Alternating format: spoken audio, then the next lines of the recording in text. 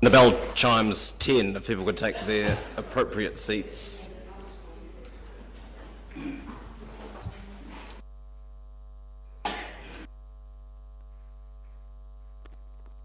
Kia ora koutou, ka me nui ki koutou, kia ora. Welcome to this meeting of the Dunedin City Council for Tuesday the 27th of July. Welcome to our council colleagues and staff, to those joining us from the Fourth Estate in person or remotely this morning. And our meeting will be opened by Geshe Donye on behalf of the Buddhist community.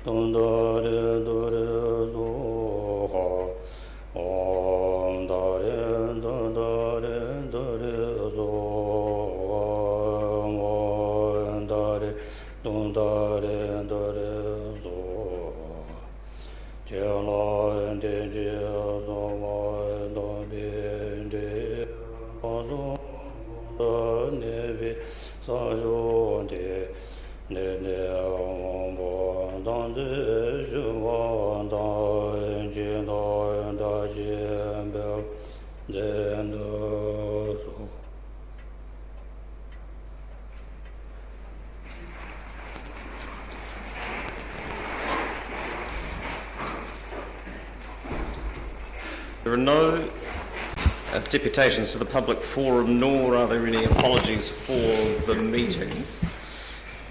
Confirmation of the agenda. I'll move that Council confirm the agenda without additional alterations. Seconded, Councillor Staines. Thank you.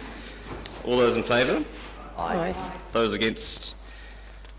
That's agreed. Declarations of interest. Any amendments to the interests register? Councillor Houlihan.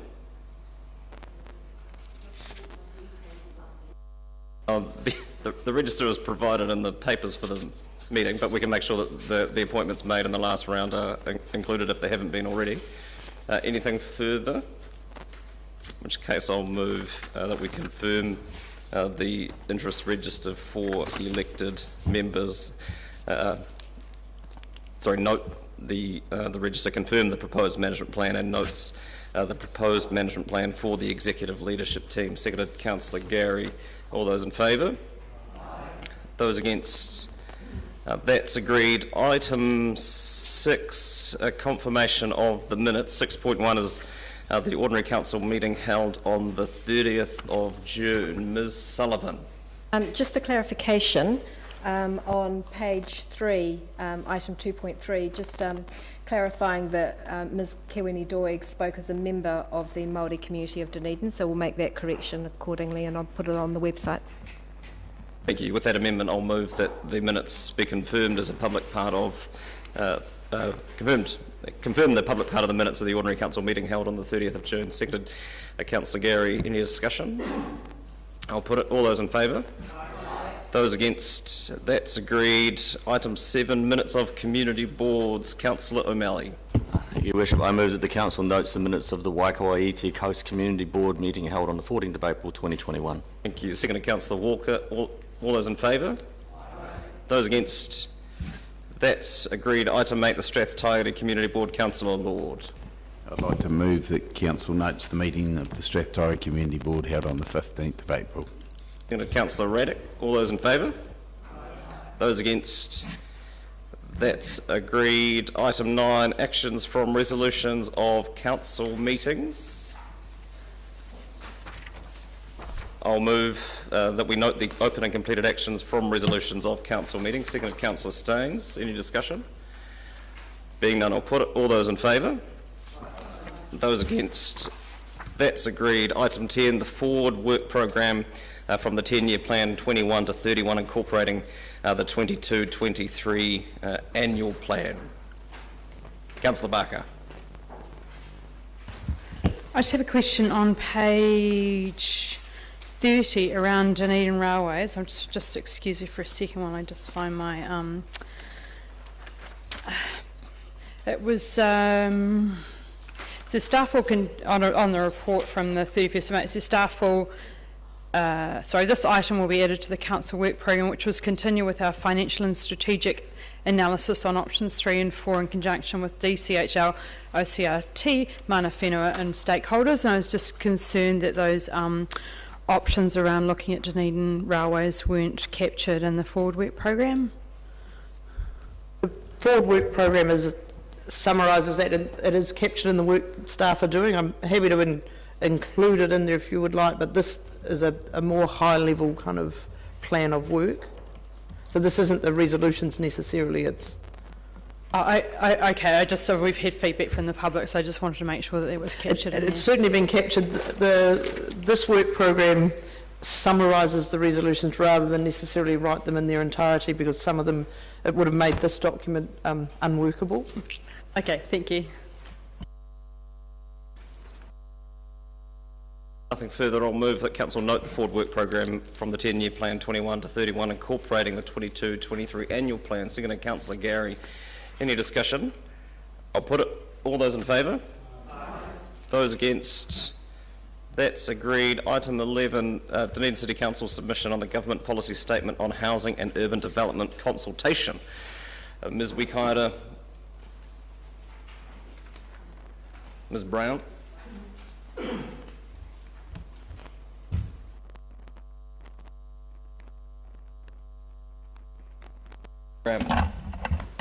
Councillors, I'd like to take this opportunity to introduce Ms Jill Brown to you.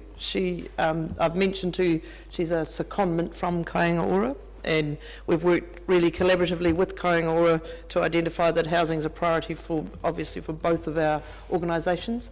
And so Ms Brown has taken up a secondment role with Council for 2 years and is working as the Housing Action Plan Advisor and a conduit for Kaingaora. So I'd just like to introduce Ms Brown to you. Thank you. Anything by way of introduction? No. Questions, councillors? Councillor Elder. In our submissions to, this is a submission actually to central government, isn't it? And one of the things I was thinking of, it was our letter to Megan Woods and Carmel Sepuloni about income-related rents for our public housing or social housing, and I was just wondering whether in fact we could add that to our submission at this stage. We can add anything we like to our submission, Councillor. Yeah, because in fact at the moment pretty much all councils around New Zealand, if they have got public housing. There'll be an opportunity to speak to it in due course, Councillor. Yes. Do you have questions of staff? No. Are there questions? Councillor Gary. Thank you, Your Worship. I wondered if there was an opportunity perhaps to, on page 53, number 28, and I presume that's first home grant there, whether we could strengthen the wording, whether that's there's any issue with strengthening the wording around the cap, because I do believe that that is an impediment. And so in discussion I can propose that, but I just wonder if certainly have had anecdotal evidence of that. Is there any other comment that people would make about that, staff might make about that?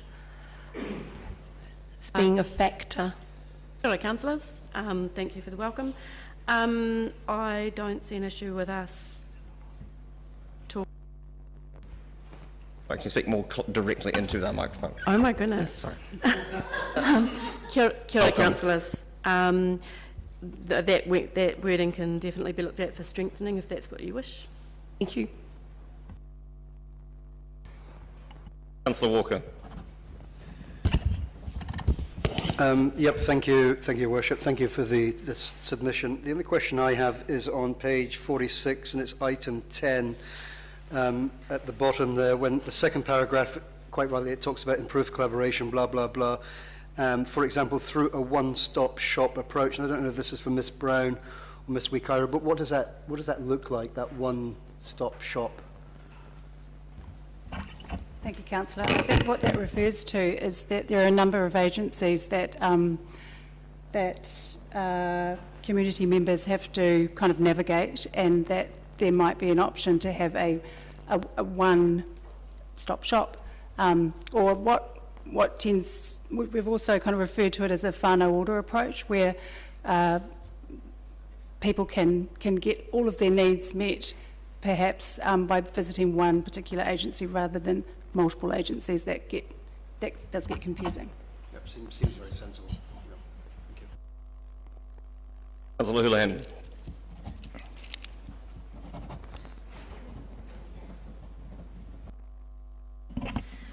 Kia ora.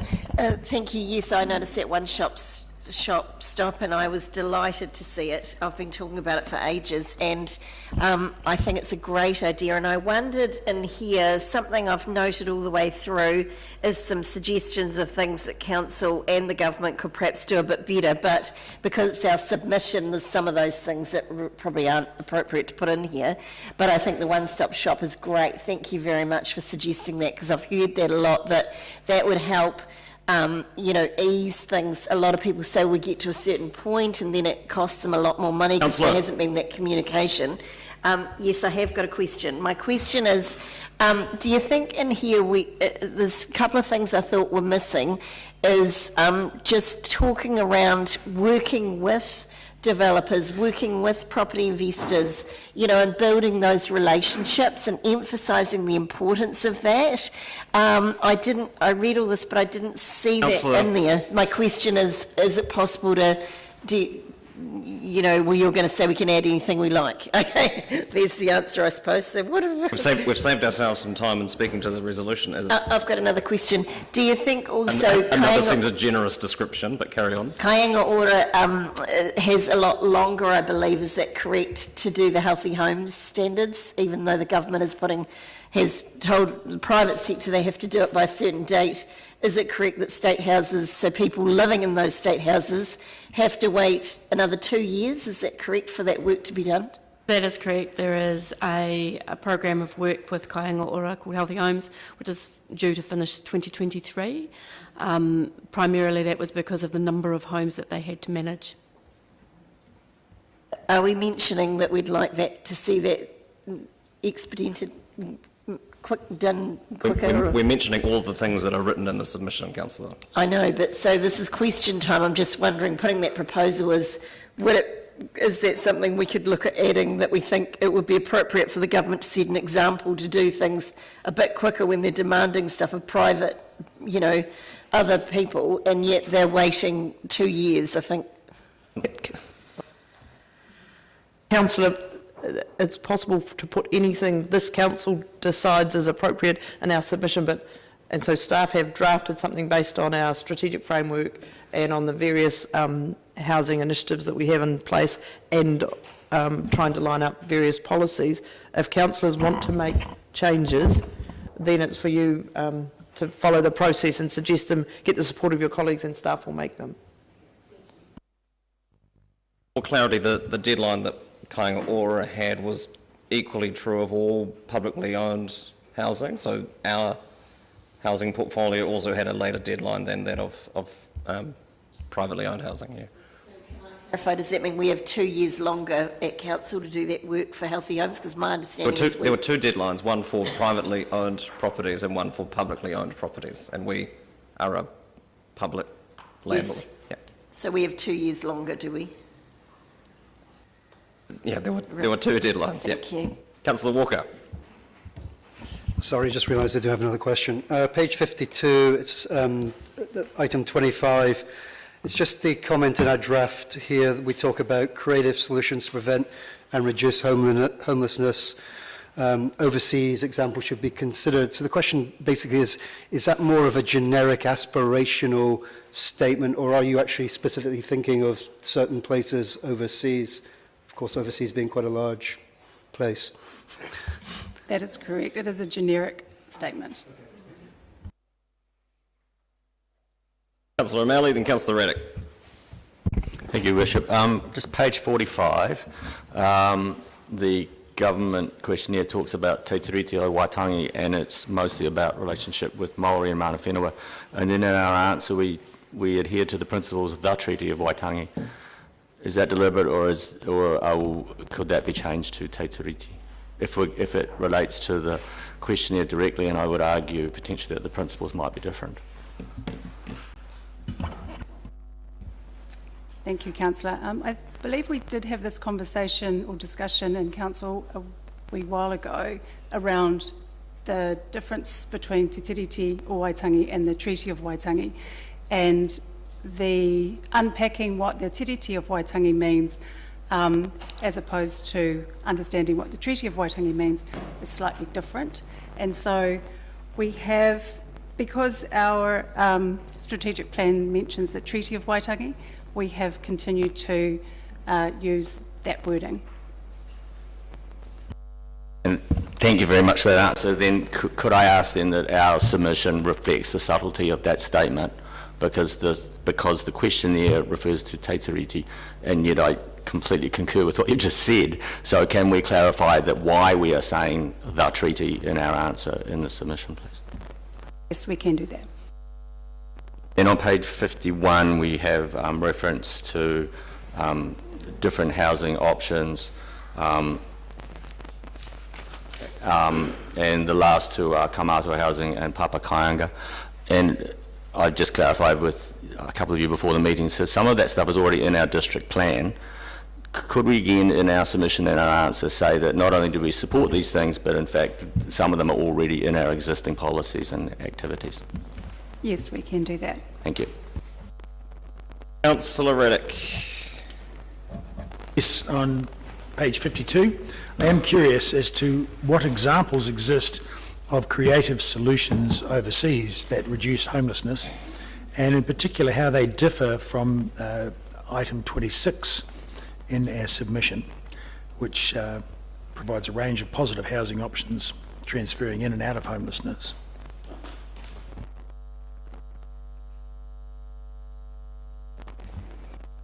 I would have to get back to you on that. We do have Susie Ballantyne in the room, if she might be able to offer some words around that.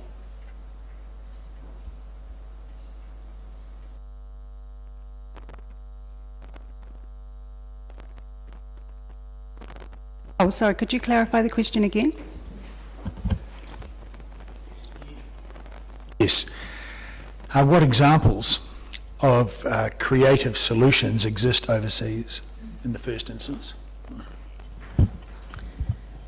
So I understand that there was some information provided by other departments around some creative housing solutions in Denmark, but I don't have the detail on that. We could perhaps find out some further information. And so, do you know if that example from Denmark or any other examples differ from the wraparound kind of services that we are asking for in item 26? Sorry, I don't have that information. Thank you. Councillor Elder. On page 45, Housing, Urban Development in Aotearoa, partnering with 4 Māori Housing and Urban Solutions. It mentions on point 6, Māori are developing housing and urban solutions for iwi and Māori-owned whenua, including urban and rural whenua. And one of the barriers mentioned is that for Māori land, it's owned by a whole tribe or hapu, and that creates a barrier because it's multiple ownership. So can you just explain that a bit further and why it's really important that that whole area is managed better?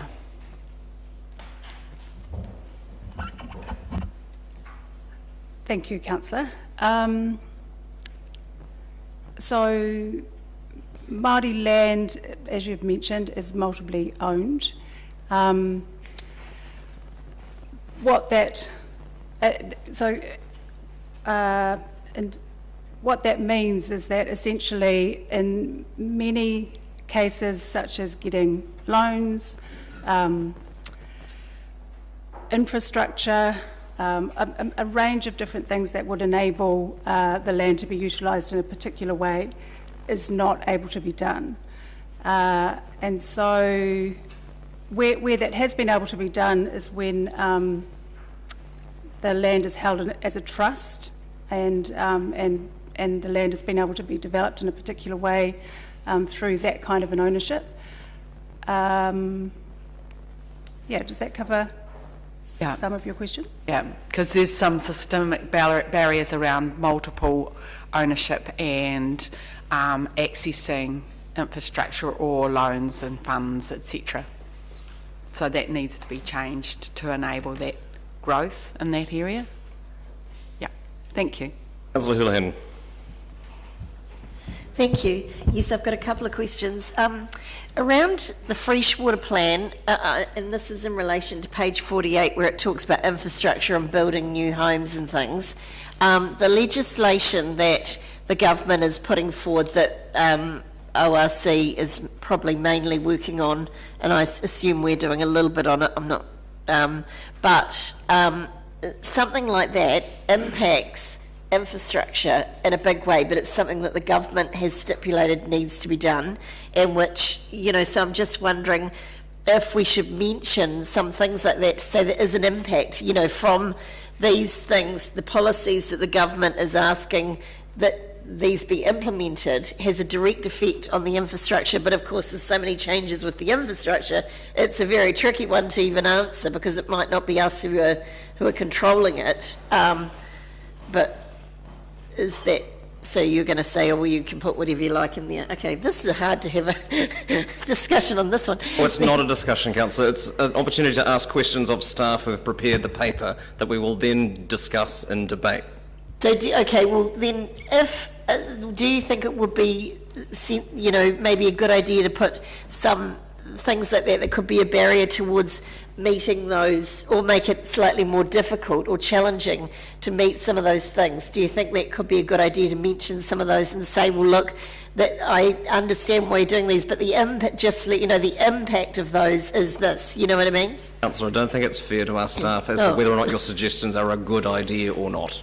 Right, okay. That is a decision that is up to your colleagues as to whether your suggestions are a good idea or not. Okay, and then where it talks about Māori housing, the way I've read it, I'm paraphrasing here, but I think it's like Māori housing by Māori for Māori. That's the way I took it. Is that the way you're understanding that? And what do you see that looking like? Do you see that being a different department that would just deal with Māori, or how do you see that would work? Might be Jill answering that, maybe, I don't know. Are you referring, Councillor, to number 22? Well, where it says in HUD, it talks quite a lot about, the having housing for Māori, and then at one part, I'm not sure, I've written notes all over here, I'm not sure which number, sorry, but it does talk about Māori housing for Māori, inferring by Māori. Is that, how do you see that could possibly work? Do you see that as a separate department, and so they would focus solely on Māori housing, and then someone else would deal with everyone else? Or Well, sorry, I think that what we were suggesting was that agencies work with iwi who are who can develop strategies to support Māori housing. That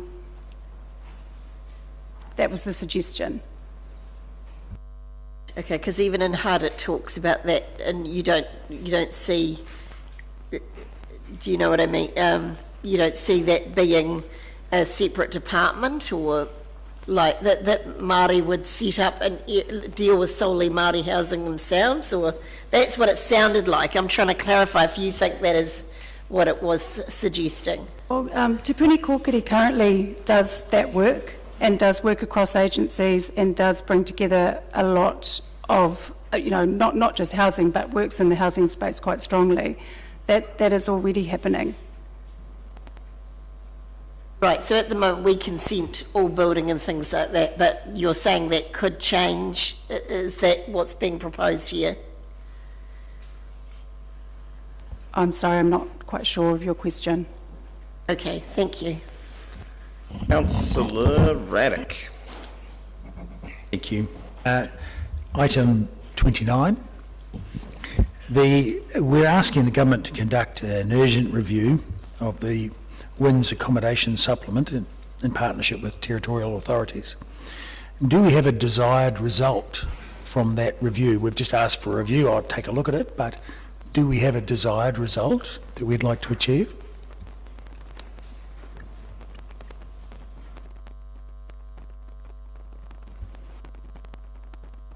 I don't actually have an answer for that. I'm not sure of the desired result. Okay, so why are we asking for a review?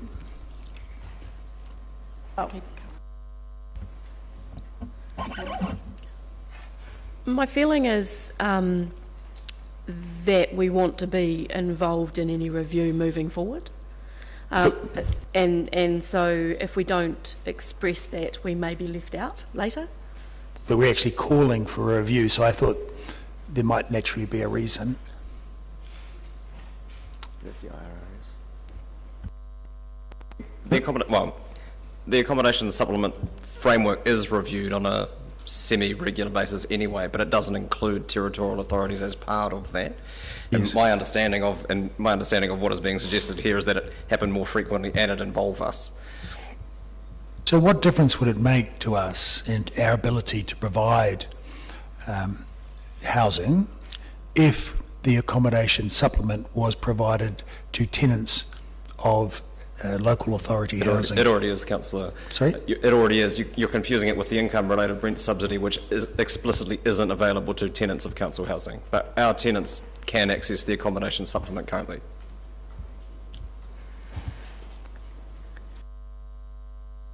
Further questions? Sorry, Councillor O'Malley. Your Worship, it's not directly related, but it is related. What other activities are we doing in relation with the government on the development of this GPS? Is this submission it, or are we actively talking to the government as well? I'm sorry, I don't have an answer for that, but I can get back to you. Actually, I guess I was looking at you, but I should have been looking at the CEO. We are talking with central government as we're able, and I think the secondment of Ms Brown, for example, is a tangible example of how central government has recognised that they need to work more closely with local authorities to deliver housing outcomes for communities. So we are working our way through that, and we're talking not just with central government but with other local authorities, the ORC, in terms of how we enable as a district development.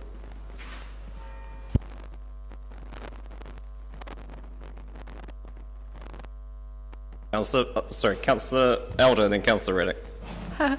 I just had a question that actually came out of some reading I did recently about Wellington City Council and their social housing portfolio, and that is they had an agreement with the government that the government would help pay for the upgrades of their houses. So I was just wondering whether that could be another thing that we could say, you know, if local councils you know, need extra funding around, say, upgrading to healthy homes standard, for example, that the government could actually support them in actually part funding that? Again, we can include anything we like in the submission. I think it's worth reminding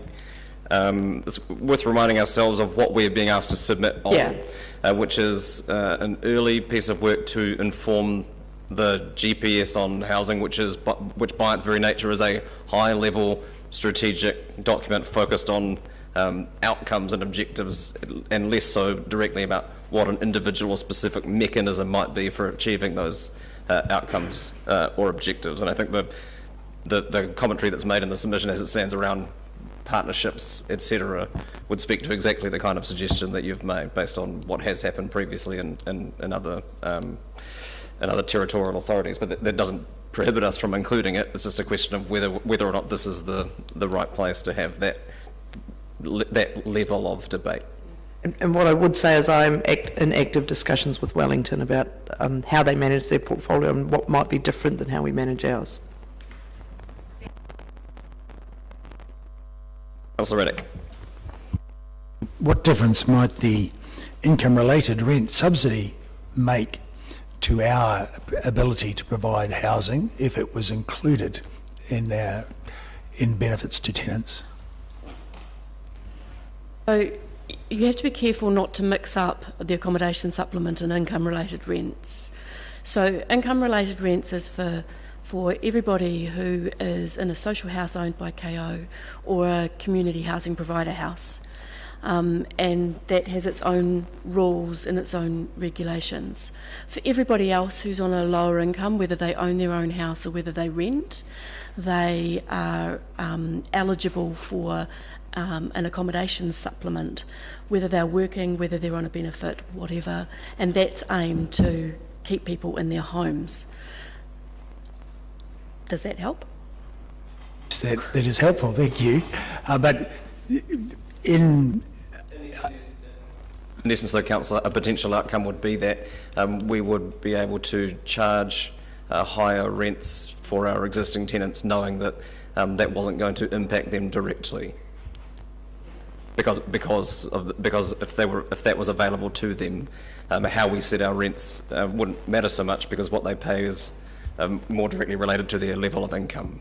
Yes. And the difference is made up by MSD to the landlord, i.e. us, in that situation. Yes, so that is a benefit to us. It is a benefit to our ability to provide housing of the IRRS if it was included. Yes. And I would argue so, yes. Yes. And also, would it broaden the range of people to whom we could provide housing if they became eligible for the IRRS? Because at the moment we tend to access the tenants access the accommodation supplement, but we tend to have, I suppose, able-bodied citizens and who are retirees, in my observation. So would it broaden the range of people for whom we could provide the eligibility housing? For our existing housing portfolio is a policy of council, so yes. We can, which we are currently reviewing. So we can set that at however we like. Absolutely, but my question is: would ability to access the IRS broaden the range of people for whom we could provide housing?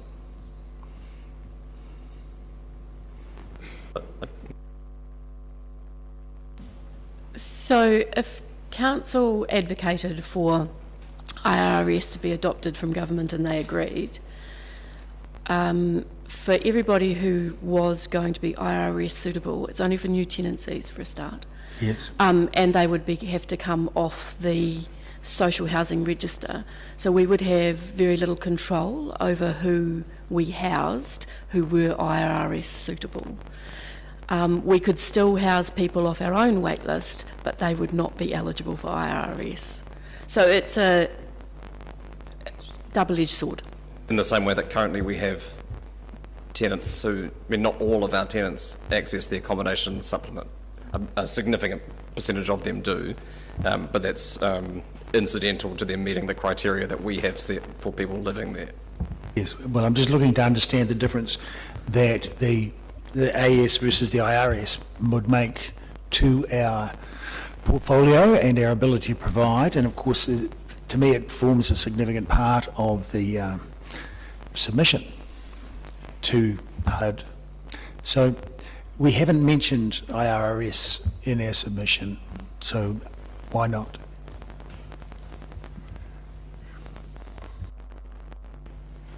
We wrote to the Minister, received a letter, not going to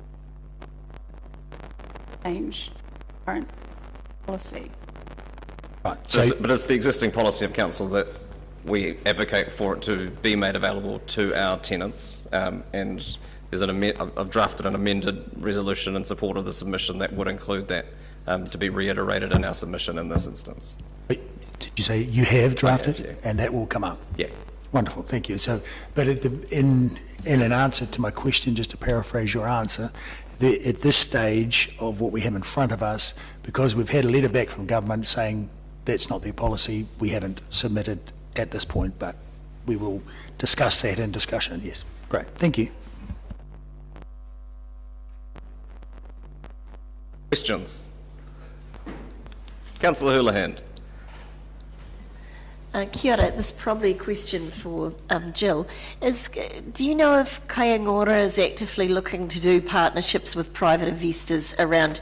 I have heard that they were looking at doing some where they would guarantee the rent for a certain period of time. Is that something that is still being considered or looking at? Thank you. With the new Kāinga Ora legislation, they're responsible for not just social housing but for a whole range of housing, and the answer to that is yes.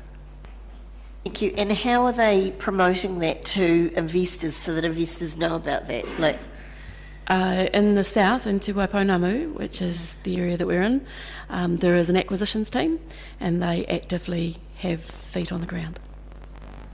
Thank you. Nothing further. So,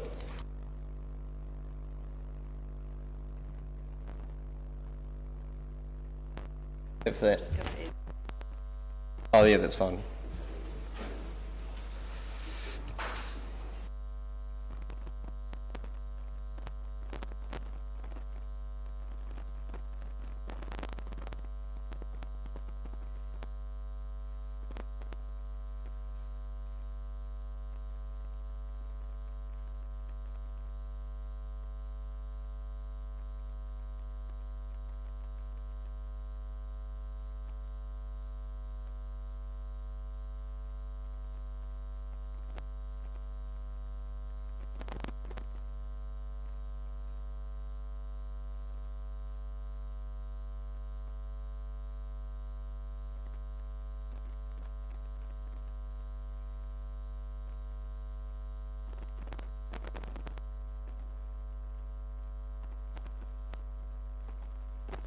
Councillor Elder? You're happy to second it? Thank you. I'll move it. It's been seconded, Councillor Elder. I will speak to this briefly. It's hard to argue against the... It's been moved and seconded. Yeah, that's fine. It's hard to argue with the intention of what is set out in the consultation document around looking to provide affordable and healthy housing for people who live in this country. In fact, it's entirely aligned with Council's strategic goals and what we are trying to achieve for our community and for our city. And what I think is encouraging about this is that it looks at the question of housing in a far more holistic way, looking at how we build cities and how we build communities and all of the various parts that go into that. And that does intersect with how we progress with urban planning and how we look at our transport networks and how we position ourselves for the transition to a zero carbon economy. All of these things are interconnected and therefore require a collective a collective response, and if the government make good on the commitment that they seem to be making in this consultation document to be thinking about the housing issues that we have in that far more collective way, then that is to be encouraged. I'm slightly concerned about some of the language they use around the need to free up more land. In that I don't think land supply alone is the solution to certainly not to an affordability problem. But I take comfort in that, in the direction being suggested here. That would mean that would have to be balanced against all of the other issues, including adapting to a changing climate, which would mean that we are buffered to some degree against the threat of it undermining this community's strategic objectives around a compact urban form, which we know is a significant contributing factor to designing sustainable and resilient communities into the future. The suggested amendments here have been covered off largely in questions, mostly around reiterating the position that Council has around tenants having access to the income-related rents. The question was well asked in terms of what kind of review, what is a review of the accommodation supplement and why would we do it, and I think being a little more specific about that is probably helpful. I think it's worth requesting a review of the accommodation supplement as a mechanism, assessing its impact on affordable housing at both a micro and a macro level, because I'm not entirely convinced that it is achieving what it is setting out to achieve. It's a significant amount of money that government pay to private landlords, and has. And I'm not convinced that money necessarily makes it more affordable in the long run for those tenants, nor am I convinced that it doesn't have a cumulative impact on market rentals full stop, and there's a risk, I think, in the accommodation supplement mechanism that it becomes a self-fulfilling prophecy to some degree. So looking at that and how it works and whether it is working is probably timely at this point. The only other thing that I think is worth making more explicit in our submission is a review of the building code, and we know, and it's explicit in the consultation document, they're looking at providing healthy housing for people, and the building standards that we currently have aren't going to provide for that because they aren't adequate to provide for healthy housing. And while you would like to think that it wasn't, that the regulations that exist are a floor and not a ceiling, in too many cases they do indeed become a ceiling for the quality of our new builds, and so that work needs strengthening if we're to ensure the outcomes that are being set out here or that are being put forward by government have any chance of succeeding. 4 is really just to cover off some of the comments that have been made that would allow for minor editorial changes to be made without us having a significant amount of time spent debating them at this meeting. And I welcome support for what is a not particularly different iteration of the submission that appeared on the papers for this meeting. Further speakers? Councillor Elder.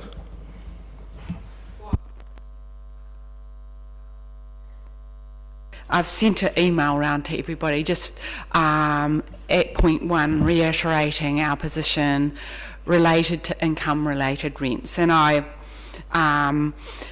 what I've written is I'm keen that we advocate for better government support for councils across the country, because it's not just ours that are struggling to have access to income-related rents or some other form of greater support for social housing portfolios. And I mentioned the government helping out Wellington with their huge cost of healthy homes upgrades.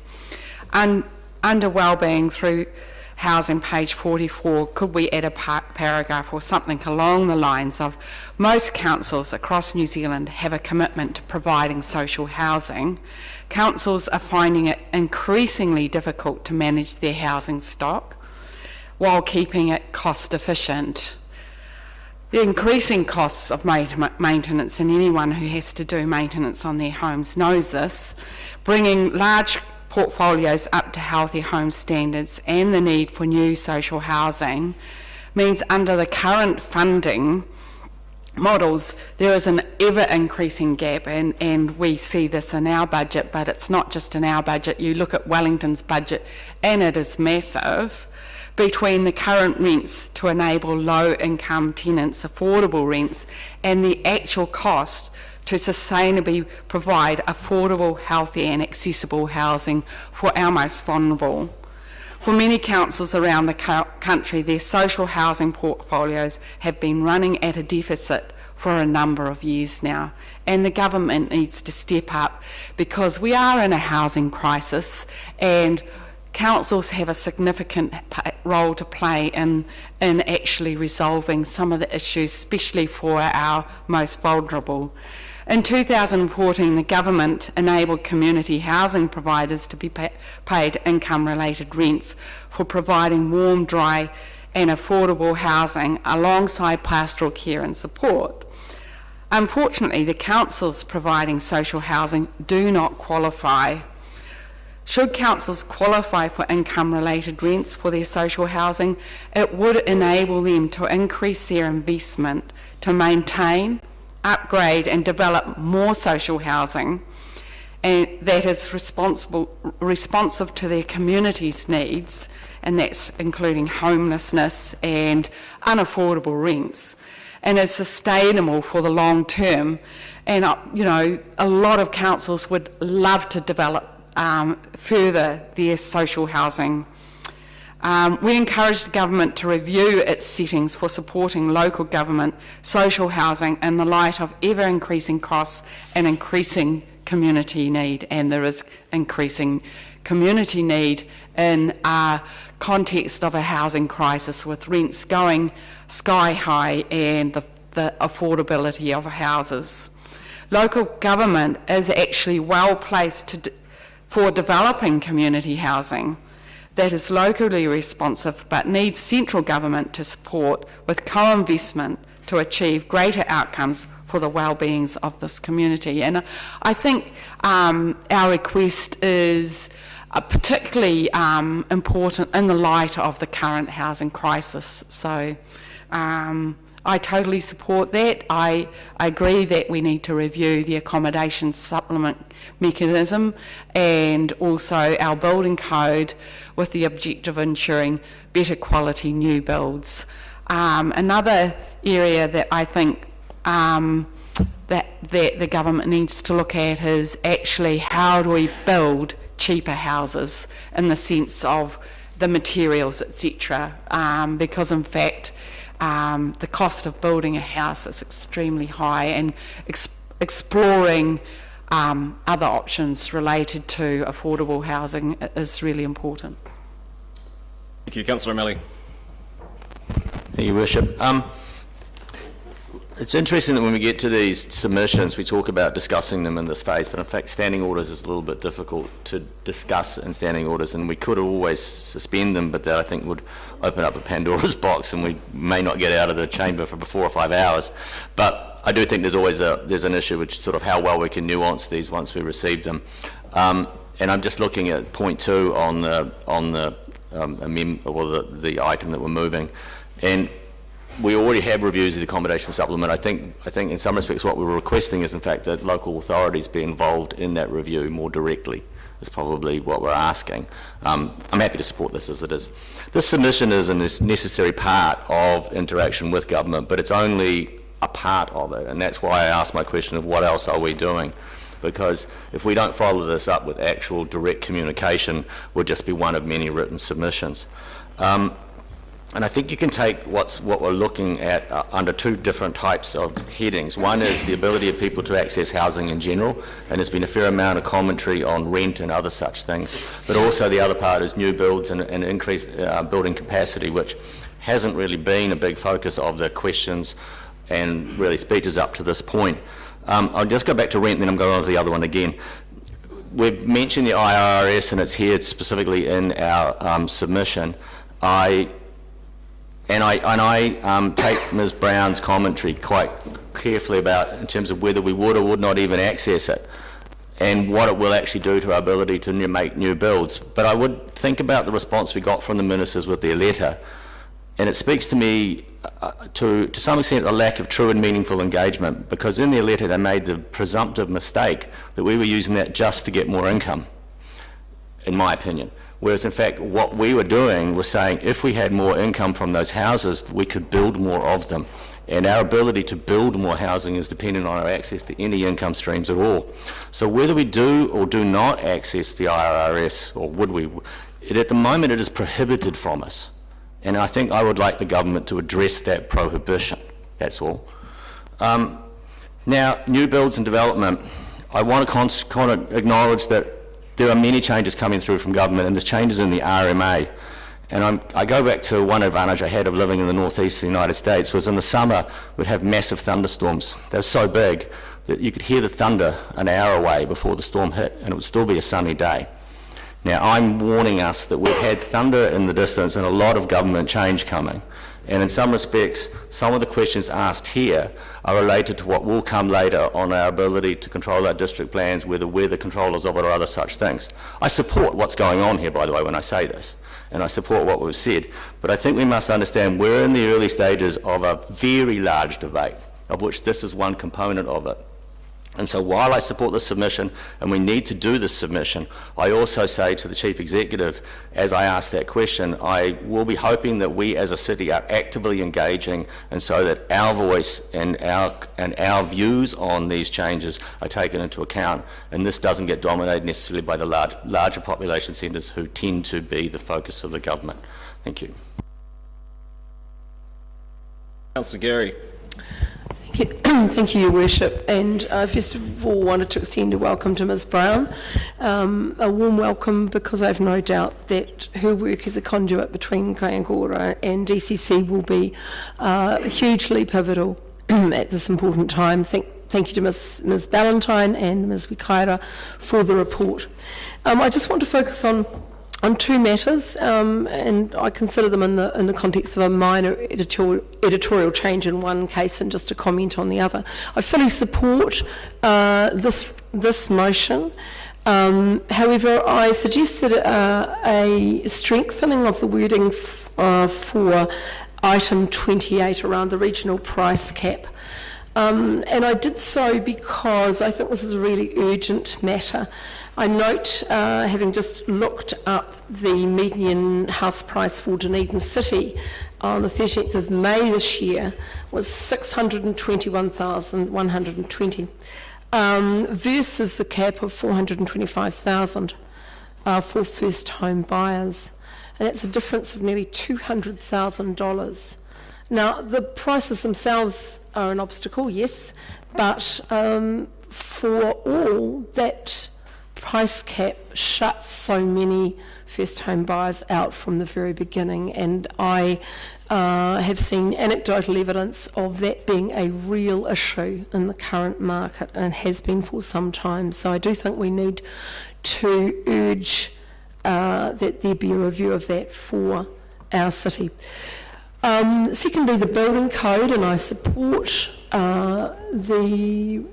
the motion in regards to reviewing the building code with the objective of ensuring better quality new builds. However, we need to be careful what we wish for, and we need to be careful because of the potential to add cost. One would hope that it would be about doing things smarter and differently, but I would hope that the building industry itself would be involved, because currently I believe there's a disconnect between the building industry around these kinds of reviews. They're at the front line and often have good solutions. So fully support, but those are two comments that I wanted to make, and fully support the objective of healthy, safe, secure and affordable homes, because I believe they're pivotal for our community's well-being. Thank you. Apologies, Councillor Houlihan. Thank you. Yes, I think this is, part of, as Councillor O'Malley said, major changes in the future, very near future. And, I mean, housing is a massive issue for our city and for every other city in our country. And I think in the next 10 years, it's going to be one of the biggest problems we have to deal with as a council, is a shortage of housing, lack of land, lack of infrastructure. All of those issues tie in together, and they are briefly covered in this submission, but where they are, some of them get a mention. I want to emphasise here, and obviously we can't put everything in a submission, but I think there is a lot there's more council can do to help the housing situation, as I think there's more the government can do. Right now, my perception and the perception of many other people in the property industry, I think it would be fair to say, is that the government has been telling them what will happen to them rather than working with them to get really good solutions. And I really feel that there needs to be more engagement. The government has not set an example of doing, it's more said do what we say rather than what we do, because Kāinga Ora doesn't have to have his houses updated with healthy homes for another 2 years. But private investors do. Private investors have taken an absolute hammering in the media, and it's been deliberate. There's been a strategy out there to make them like the evil villains. However, we have a housing shortage. Property investors offer a service, they offer a home for people to live in, yet there's been numerous legislations put upon them that cost a lot of money. And people say, well, why are rents going up? I can tell you why they're going up.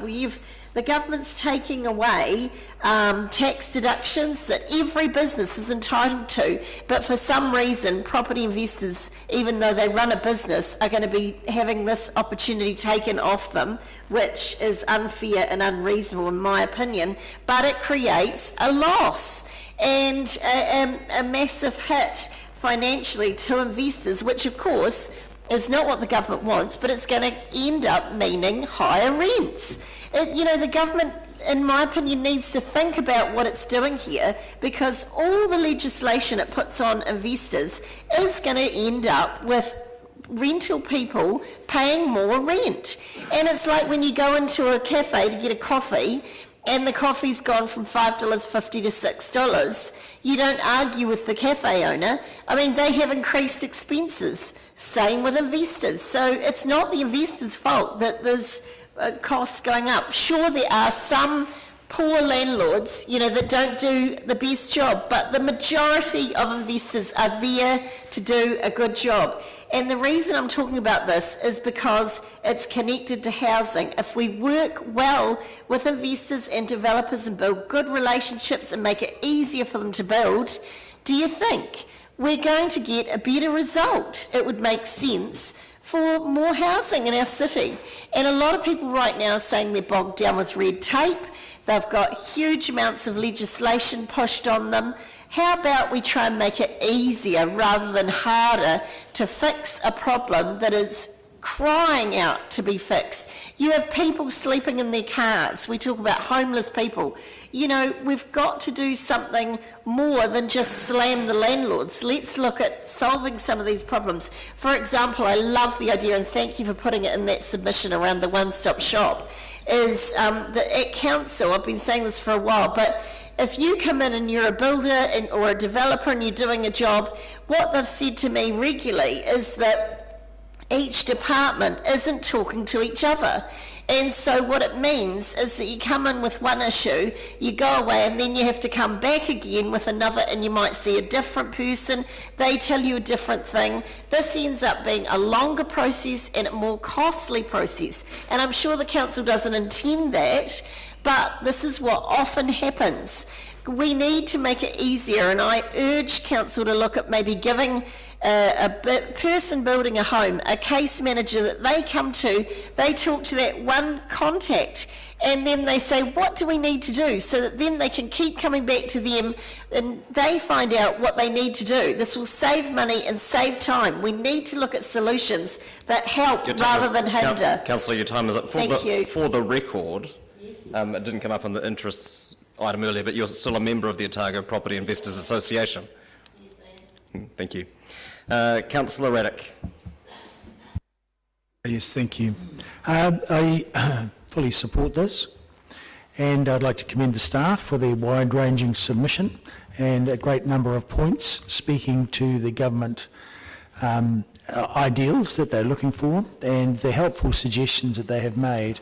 And in particular, I look at point number 13, where they have put up a specific initiative, a more flexible system to ensure that more houses are being built. That's a more flexible system enabling developers to undertake work. And also point 22, where they have made some practical suggestions to enable iwi and Maori-driven housing and urban solutions. So it's really good to see specific solutions being proposed. I would like perhaps a couple of specific solutions on point number 25, which I asked about from overseas examples, but also 28, to enable that first home grant to be reviewed. And to me, putting an arbitrary figure on an ever-moving median house price is always going to be destined for failure. So I'd suggest, some such thing as the limit, the cap for first home buyers be the median house price, just as Councillor Gary suggested. Well, she didn't suggest that specific initiative, but she did point out that the median house price is $621 versus the $425 arbitrary cap. So, coming up with some formula, such as the median or the average or a portion thereof, so that it would be an ever-moving and appropriate figure. However, all that said, I do particularly like the specific nature of the resolution that we've got here, reiterating the DCC position that Council desires tenants to have access to the IRS. So thank you. I think it's good and fully support. Councillor Aldi, you've already spoken. Yeah. That's why I write them down. I've got nothing to add really in response other than to pick up on Councillor O'Malley's question that he raised in speaking and around these amendments to the submission as presented are in addition to what is already in the submission itself. So we already asked to be involved as a territorial authority in any reviews of the system. This is really just about trying to focus what that review might entail or what it might specifically look like. I would absolutely expect to be included in that. I'll put the motion. All those in favour? Aye. Those against? That's agreed. Thank you. Item 12, the Masters Games Service Level Agreement and Statement of Intent. Mr. Pickford. Mrs. Castillo, welcome. Your Worship, I would like to call a point of order on your comments previously that you made to me about my membership.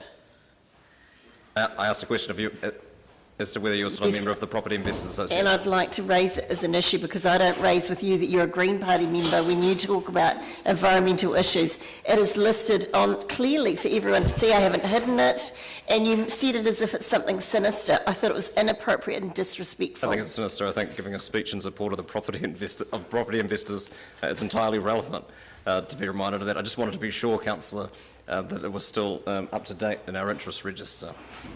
It's fine, I'll be reminding you of your Green Party membership. That's not a point of order, thank you. Welcome. Anything opening from either of you? Questions, councillors? It's been moved by Councillor Wiley. When we get there, Councillor Barker.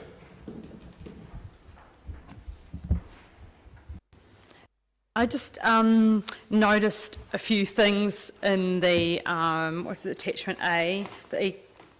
There was an economic impact study from 2016. Has there been another economic impact study since then?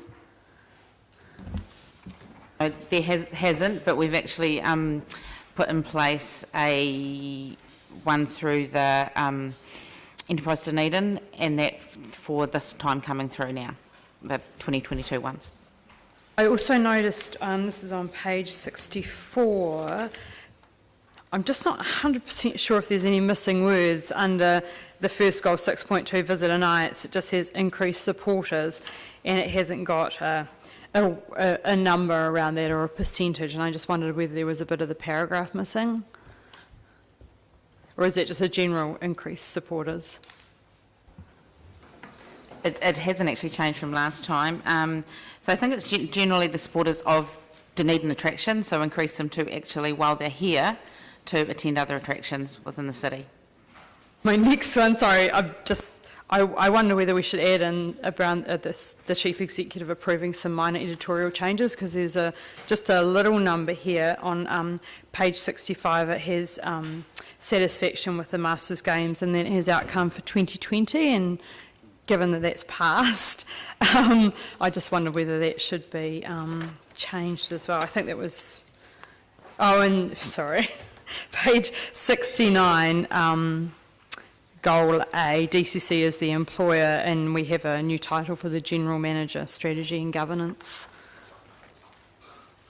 It's noted, and I can make those changes. I think it's entirely appropriate to add to any resolution as moved. That would just make it a bit tidier. To make minor editorial changes, that's fine. Further questions? Councillor O'Malley. It's just around the council funding. Is that the stakeholders funding? Correct, Yep. yes. Okay, cool. And then I just want to clarify, it's indirectly related to this, but it relates to something we're talking about Dunedin Railways in the future and the relationship the council has with the Masters Games. It says that it has an exempt status as a CCO, but meets the requirements of one. So, and this is a question of the CEO. This is not quite the same structure, is it, as any other relationship we have with a council-owned entity? Great, that's it. Thank you. Councillor Walker. Thank you. Just a point of clarification, and I think I know the answer. Councillor Wiley is still, you're the only council rep on this committee? Great, thank you.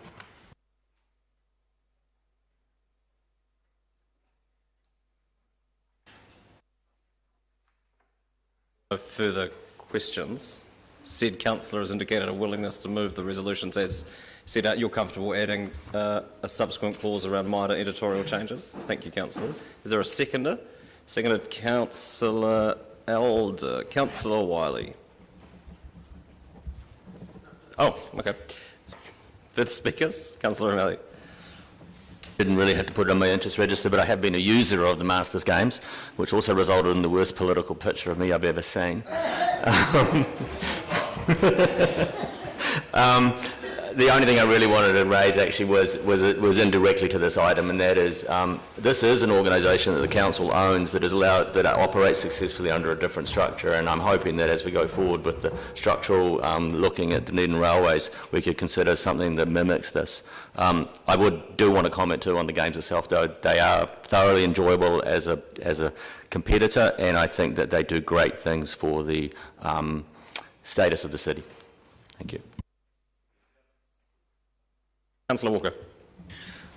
Yep, just similarly on that, I know this is about the SOIs and the SLAs, but just backing up what Councillor O'Malley said, I'm also somebody who's partaken in the games and the proud owner of a bronze, silver and a gold medal. Ironically, the gold medal came during my worst performance on the golf course.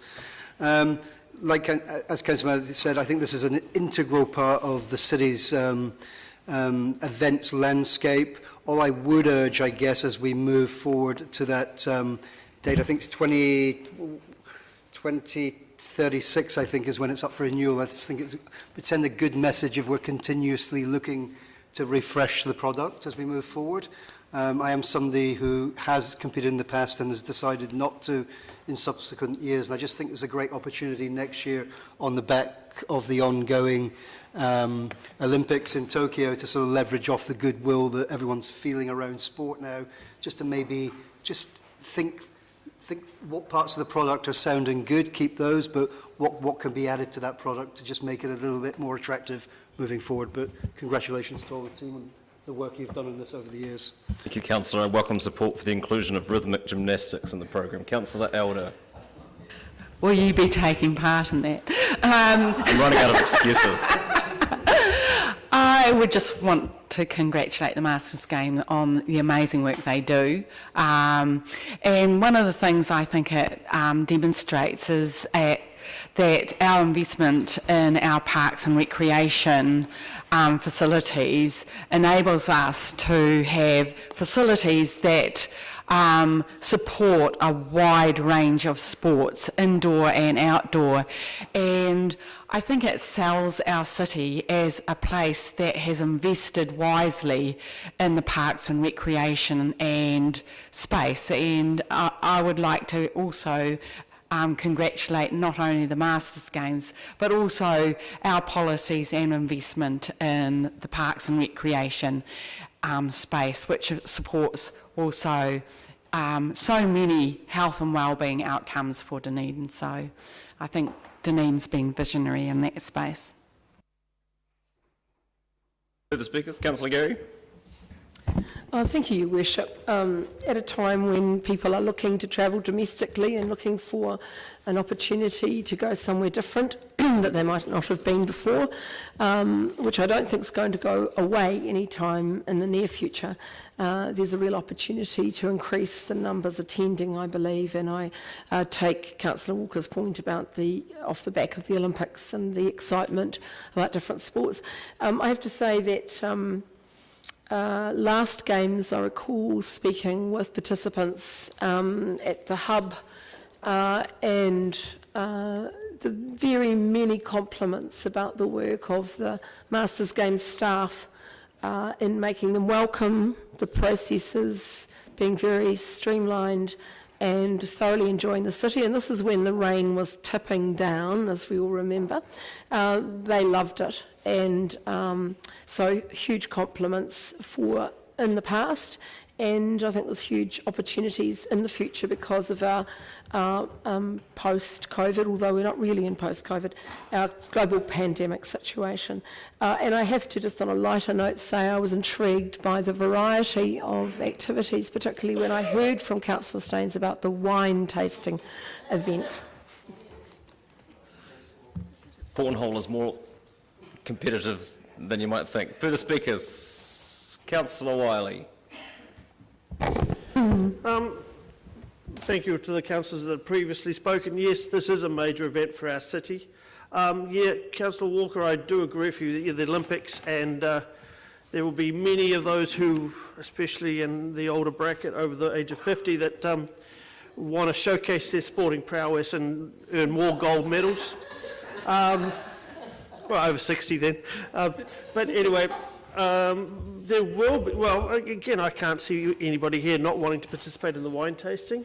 I can tell you that there's potential of gumboot throwing and coming into it. And so there is going to be some good, strong events for next year.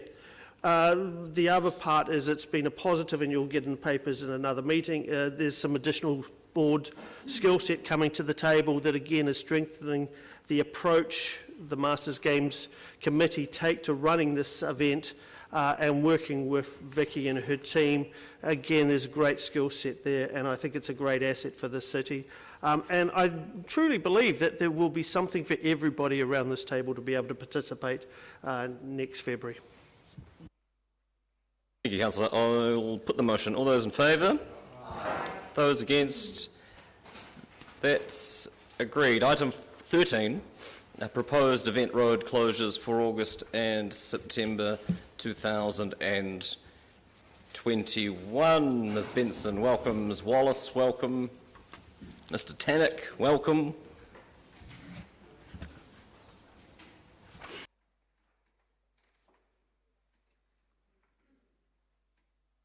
Councillor Hall. Oh, thank you. Thank you. We're not there yet, though, folks. Questions? Councillor Wiley. Thank you. Yesterday I circulated an email to Ms Benson and Mr Tannock and yourself and Ms Graham about the timing and how this was put together in relation to previous events. For example, I reviewed the closure back in 2016 for the Welsh test. that was played, and the proposed closure was from 6 a.m. on Friday the 24th of June 2016 until 11 a.m. on Sunday the 26th of June 2016. Yet this one is talking about a closure until 5 a.m. in the morning on the Sunday. And I would just wanted to get some clarification why such an early time and opening the road at 5 a.m. on a Sunday morning.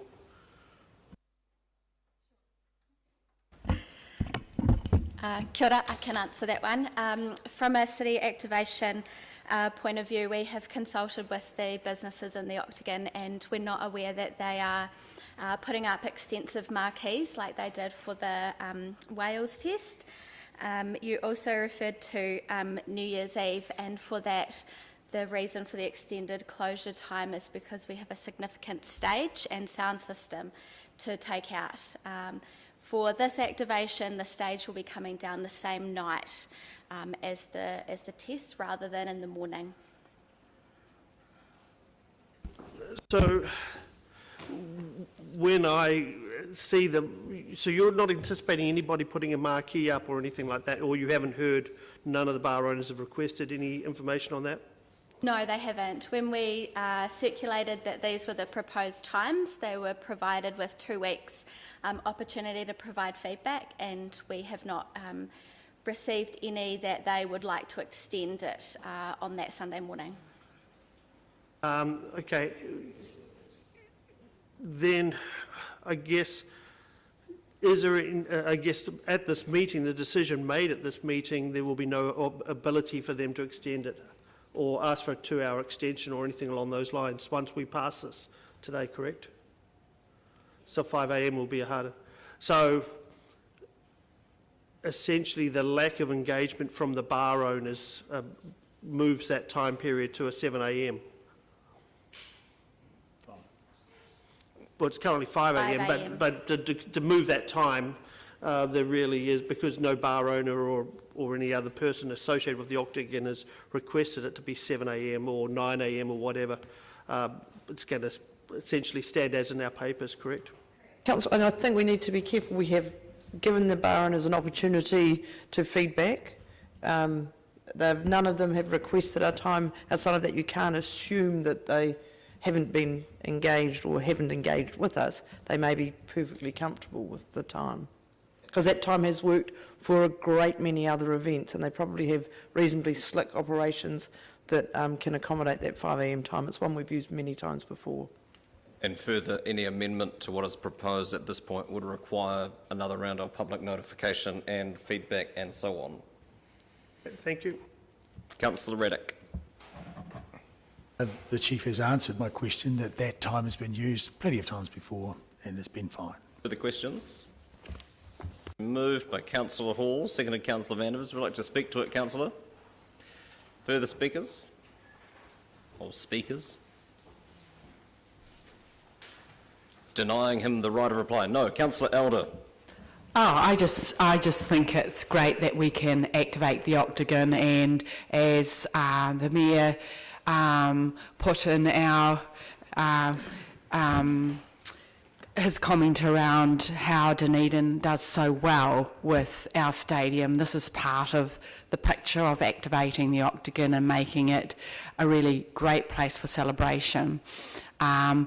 Closing at 5 a.m, just having had that discussion, I think one of the things that people like is a celebratory breakfast or late breakfast the day after, but the activation doesn't need to continue for that to happen. So it was just, I'm glad that Andrew and other councillors queried that, and now I can see that that activation around brunch is still able to happen, which is really important as part of the culture of Dunedin.